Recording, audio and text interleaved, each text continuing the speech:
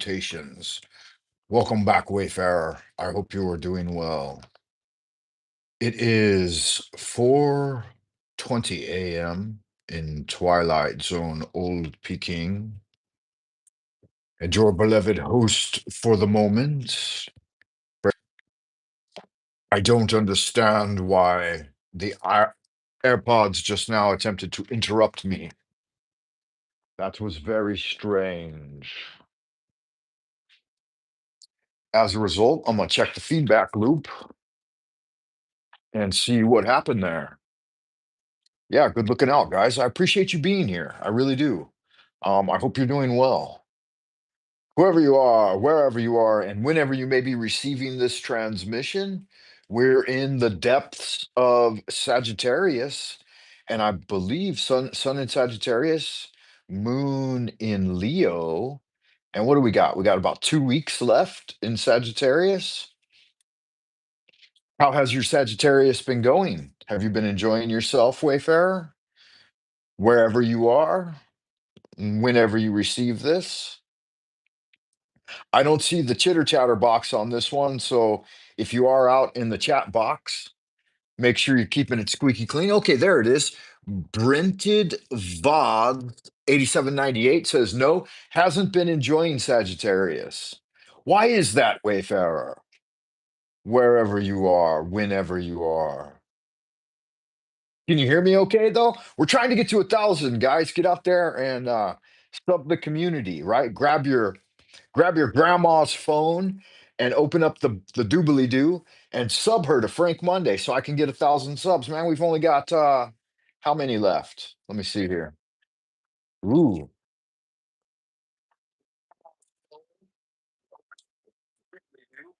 yeah, that sounds pretty clear, huh? You were doing well. You haven't been enjoying your year.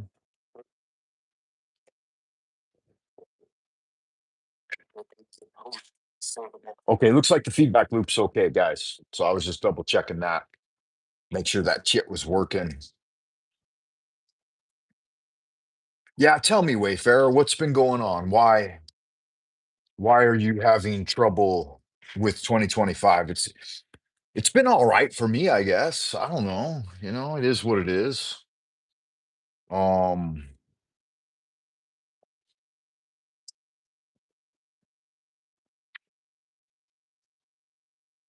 this this setup on I'm using one challenge after another. Okay, I feel you. Uh, I'd have to know some of your birth data to kind of look into why that's going on. But that's not what we're here for, Wayfarer. We're here for other things, for promoting the channel, for promoting the Frank Monday channel, and for a moment of prayer. Holy art thou, Lord of the universe, the vast and the mighty one, creator of heaven and earth, maker of all things visible and invisible, master of both the light and the darkness. He who was, is, and always shall be. We adore thee and we invoke thee. Send us one of your divine spiritual agents, our holy guardian angel, to protect and guide us through the innumerable snares of the earthly sphere, and a cleansing wind to disperse all negativity and endless human opinion. Teach us those secret things which we must know for the completion of the great work and the glory of thine ineffable name. Adonai. So it is commanded and confirmed. So mote it be. Amen.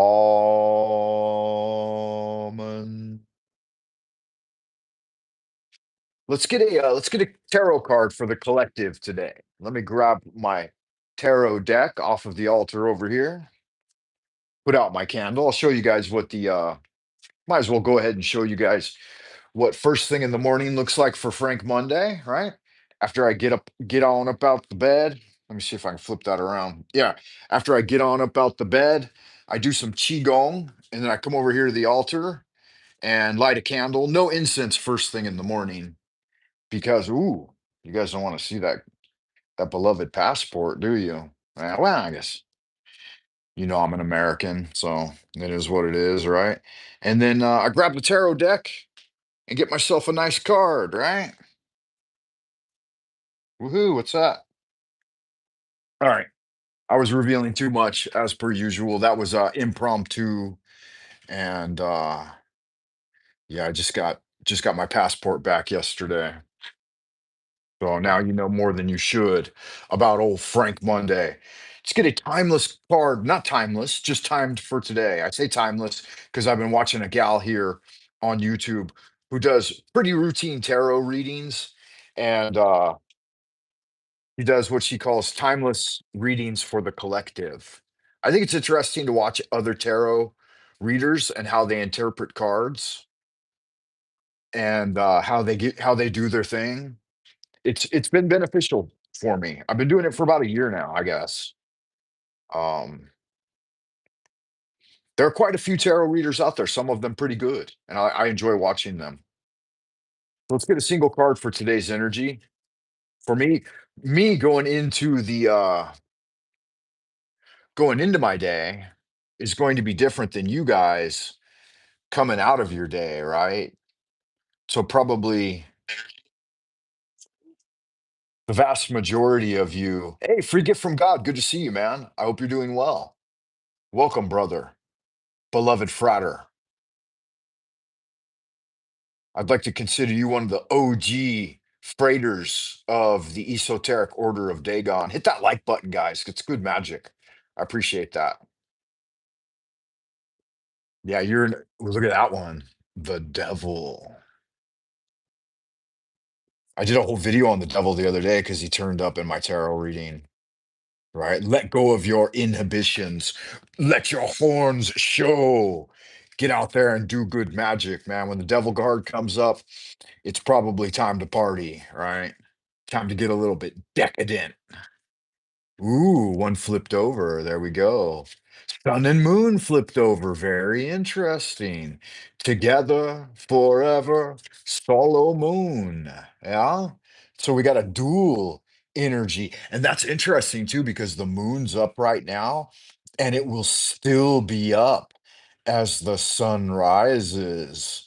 So we've got some reflective energy of the Shekinah, possibly some deception afoot, right? That feminine yin energy. We kind of drew a perfect yin yang, right? The twin pillars of Boaz and Joaquin, severity and mercy and severity, right? The twin pillars of the tree of life. And so, on the one hand, we're going to have the yin constrictive, destructive energies of the shadow sphere. And then on the other hand, we're going to have those benevolent, growth filled, expansive energy of the sun realm. Now, the sun and the moon, yeah, that's the end of the zodiac, right? So this one represents Pisces, and then this one is just obviously the sun aspect. So the sun goes through all of the zodiacal constellations, right? But let's look at the moon first. The moon has the twin pillars in the distance with the pathway leading up into the mountains. Then we've got the moon looking down, and it's represented as a probably a waxing crescent with like it could be full, like it shows it in multi-dimensional, like full, but that could be the sun behind it, right? And then it's raining down yuds of energy. I believe there are 18 of them to represent the the fact that it's the 18th card. Let me check this real quick. I'll count them up. Three, six, eight, three, and seven. Seven, nine, 11, and 15. No, there's 15 of them. So that's a call back to the devil as well, right? So we see airy, demoniacal energy raining down from the bleeding moon. And then we have the twin natures of spirit and soul, right? The cultivated, domesticated aspect of of the spirit, and then the wild, more feral aspect of the soul. So now, why would I say that about that? Because from its timeless dimension, the soul isn't constrained by earthly affairs, right? And it's more of an observer, whereas the spirit is directly trying to integrate and get involved and get in it, get involved with it. Um, then we have a lot of things happening towards like the foreground and the bottom of the card. Yeah, we've got that the lobster coming up out of the deep subconscious mind, and so it's bringing forth all of its machinations and manifestations into the prime material plane. So a kind of becoming, like a magical operation, right? And so there are many, many different things going on in this card. It's rich with symbolism. We'll move on to the sun.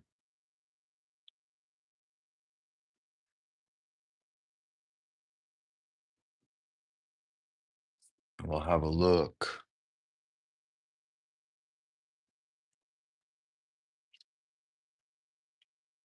So the sun card, yeah, it's got that it could be even indicating the upcoming winter solstice, though it would be more referenced time-wise to the summer solstice. But at least we see the idea is there of the four cardinal points. Absolutely. Yeah. Why is that not working? What is wrong with this thing? This thing is not how Scorpio sun works with every moon sign. Wow, there's just way too much information there. Um, it's not what I wanted. Yeah, well, it is what it is, right? So again, a very interesting combination of cards to jump out of the deck, as it were, together. I'll have to I'll have to do some more research in my free time later before I finish up my morning here and make myself a cup of coffee. But yeah, a lot of symbolism in the sun card as well, right? That beautiful big sun in the background with its interesting face. Yeah, not that complex, man. Just you've got the free gift from God says it's complex. No, it's not. You've got those alternating aspects of expansion and retraction, right? So as you push forward, there's also other things getting pulled back, right? So you pull it into you and drive it forward.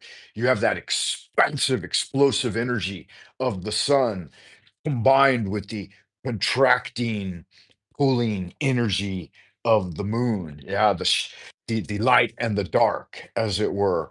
So light expands outward and forward, right? And then darkness pulls in and contracts and conceals. Yeah. So pretty easy, right? When you think of it in the idea of masculine and feminine, right? You have the man and the woman dancing and moving and swirling, locked in an eternal embrace of a grim fandango of the production of life. I don't know why this laptop's not responding. That's okay. It is what it is. So in Chinese kung fu, we say one hu. So one aspect is sucking in and the other is spitting out. Right? So these operations function together. If someone else attacks at you, right, then you redirect and suck it in, right? Pull them off balance, throw them in the other direction, almost like an Aikido style move. And then once the energy has been drawn in, it boom, it explodes back out and spits back out again, right? So you have this constant oscillation interaction of forward and back, yeah. And then you're going to combine of course, all of your different angles, right, with that, right? Like stepping off the center line and the lunar deceptive aspects would be the shadowing and moving out of the way, right? The circling off the center line. And then those very powerful, expansive masculine aspects would be direct confrontation, right? So when engaging in a combat scenario, you engage the energy as it comes to you and you initiate it as well, right? So you're not just waiting to respond to your attacker, obviously, but it's a subtle interplay of forces. I'm gonna put that candle out, guys.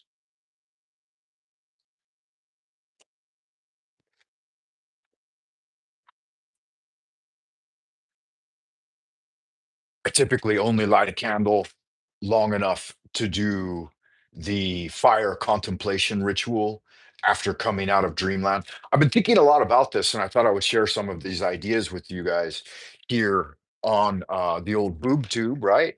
The booby dooby tube, booby dooby tube, boob tube. So let me scroll back through here in the magical journal.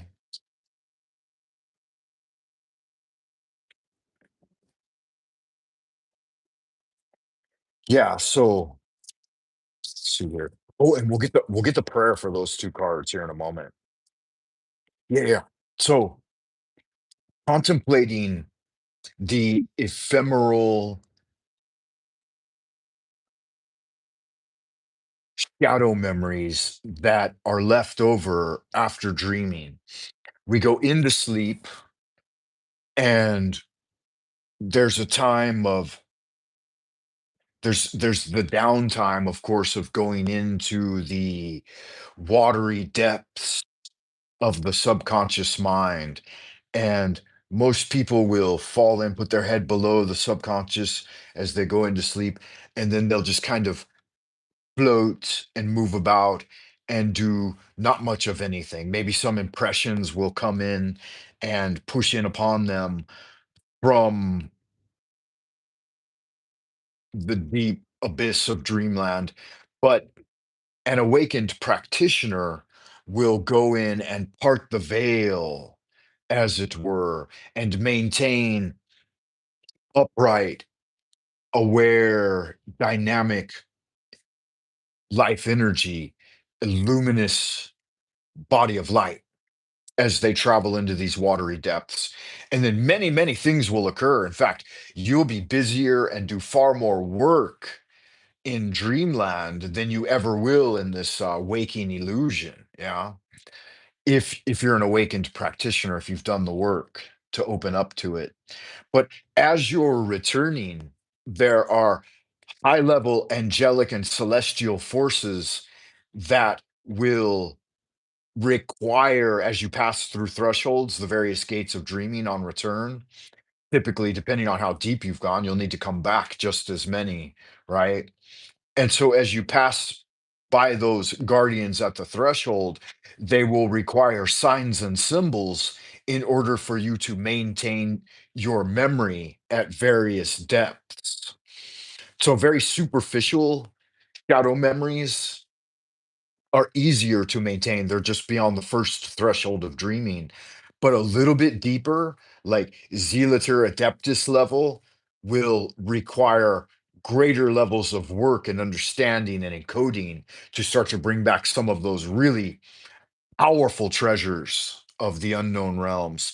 And then further down, like if you imagine the layers of the ocean, right, or a watery body, for example, at the shallow areas, there's the water's a little more noisy and stuff, a little more agitated, and smaller fish are darting around and shooting around, and birds will dip down and grab a little fish, right? And these smaller fish, they typically have shorter attention spans and less IQ. Yeah. And then if you go a layer deeper, you're going to get bigger fish with a higher pressure from the water, right? A greater accumulation of water, less light. They're relying more on internal energy and seeing without seeing, right? So the eyes don't become as important, but the size of the fish are much larger. Their IQ level is higher. Their depth of understanding and their movement is greater. Their longevity is far superior. And then if you go into the very deepest levels of those oceanic bodies, right, we've got like sightless creatures, the deep ones, the old gods, Cthulhu sleeping in his sunken city of Relie, right, and huge squid beings and octopuses with immense IQs. Like octopus has got like IQ of 200 or something. Some of these giant ancient megalodon sharks that live for 2, 3, 4, 500 years or 1,000 years even. Then of course you've got the Medusa jellyfish, which is basically immortal. It can live forever. It can just continuously recreate itself. So you can see that those deep watery depths contain the greatest longevity, the most ancient sunken secrets, and the highest level of ideation. These old ones can directly project into our prime material plane from their watery depths. And so that's why we have the esoteric order of Dagon, because Dagon is the great fish god, right? And we're moving into Dagon right now. We're going from Sagittarius, right? The half man, half horse satyr, into Capricorn, half man, half fish god of the deep. And so sleeping, the Piscean activity of sleeping that's under the auspice of the moon, yeah, is it's all about that. It's all about that practice of bringing back that sunken treasure from the deep, watery depths of the subconscious mind. And there you have it. There, I've said too much. I've said too much. I've got a lot of notes here that I wanted to share with you guys, but I feel some warnings coming from the other realm, and they're like, "Yeah, yeah, don't say too much at one time. All right, just keep it nice and slow, keep the transmission gradual." We've gone 20 minutes on this one, guys. I thought I'd get up this morning, do a little soapboxing with you before the Chats with Jack show. So guys, tune in for Chats with Jack over at Jack Talcott. Hit the like button, help me get to 1,000 subs. Keep doing good magic, and I hope you enjoy your day with those twin powers guiding and enlightening you. And remember, O neophyte, goodness alone is power, silence is strength, will regaineth omnipotence, and love lieth at the foundation. All hail the father Dagon, all hail the mother Hydra, the stars align, the shining trapezohedron emerges, and Cthulhu is risen.